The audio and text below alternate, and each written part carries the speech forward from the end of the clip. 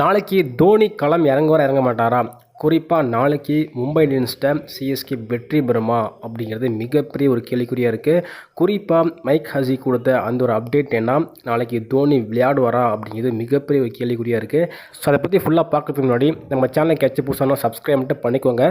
அப்படி பண்ணுதுன்னா பக்கத்தில் இருக்க பெல்லைக்கன் அப்படின்னா உனக்கு நோட்டிஸ் வரும். நிறைய பேர் சப்ஸ்கிரைப் பண்ணால் பார்த்துட்டீங்க, சப்ஸ்கிரைப் பண்ணுங்கள்.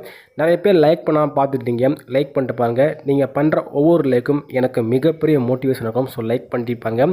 ஸோ சிஎஸ்கே அன்னைக்கு முக்கியமான போட்டி இந்த ஒரு போட்டி தான். குறிப்பாக இந்த ஒரு போட்டி சிஎஸ்கே வெற்றி பெற்றா பிளே ஆஃப்குள்ளே உறுதியாக இல்லை, கண்டிப்பாக உள்ளே போக அதிகமாக வாய்ப்பு இருக்குது. அதாவது இந்த ஒரு போட்டியில் நம்மளோட எம்எஸ் தோனி களம் இறங்குவாரா அப்படின்ட்டு ஒரு மிகப்பெரிய கேள்விக்குறியாக இருந்துச்சு. ஏன்னா இதுக்கு முன்னாடி விளையாண்ட சிஎஸ்கே எம்ஐ போட்டியிலேயே தோனி விளையாடுவார் அப்படின்ட்டு மிகப்பெரிய ஒரு எதிர்பார்ப்பு இருந்துச்சு.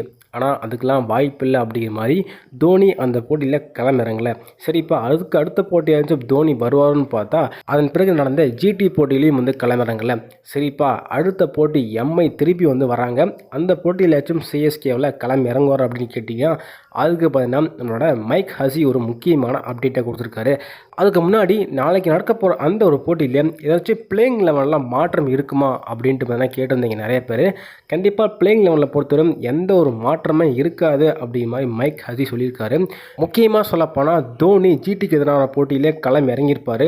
அவர் டீம் வின்னிங் ஸ்டேட்டில் இருக்குது, அதனால் நான் டீம் கலைக்க விரும்பலை அப்படிங்கிற மாதிரி சொல்லியிருக்காரு. அதனால தான் ஜிடி போட்டியில் களம் இறங்கலை.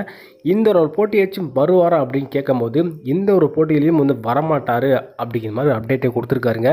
அதுக்கடுத்து நடக்க போகிற இந்த டெல்லி கேபிட்டல்ஸ் கூட 5ஆம் தேதி மோத போகிறாங்க. அந்த ஒரு போட்டியில் கண்டிப்பாக தோனி விளையாடுவார் அப்படிங்கிற மாதிரி மைக் ஹசி சொல்லியிருக்காருங்க.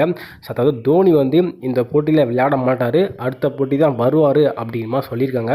அடுத்த போட்டியில் கண்டிப்பாக வருவார். ஆனால் இந்த போட்டியில் சிஎஸ்கே எப்படி வெற்றி பெற போகிறாங்க? எம்ஐ பார்த்தீங்கன்னா பேக் டு பேக் 2 தோல்வியிலிருந்து வராங்க. குறிப்பாக அதில் நம்ம ஒரு தோல்வி தோக்கடிச்சிருக்கோம். 103 ரன் வித்தியாசத்தில் ஆல்ரெடி தோக்கடிச்சாச்சு. இப்போ மீண்டும் மும்பை வராங்க. மும்பை போன போட்டி பார்த்திங்கன்னா திருப்பியும் அடி வாங்கிட்டு தான் வராங்க. நாமளும் பார்த்தீங்கன்னா அடி வாங்கிட்டு தான் வரோம். ஸோ ஜிடி கூட 8 விக்கெட் வித்தியாசத்தில் அபார தோல்வி அடிச்சுட்டு வந்துட்டுருக்கோம்.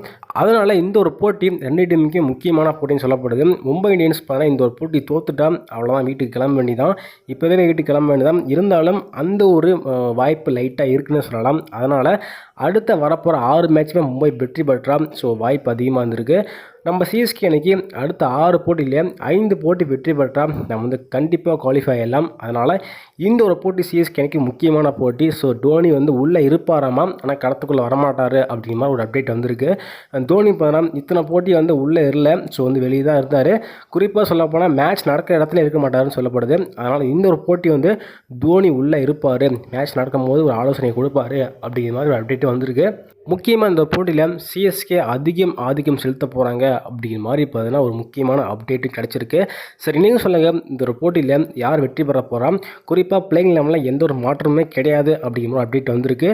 தோனி விளையாட மாட்டாருன்னு அப்படி ஒரு அப்டேட் வந்திருக்கு. சில பேர் நீங்கள் என்ன நினைக்கிறீங்க அப்படின்னா கருத்தில் போட்டுருங்க.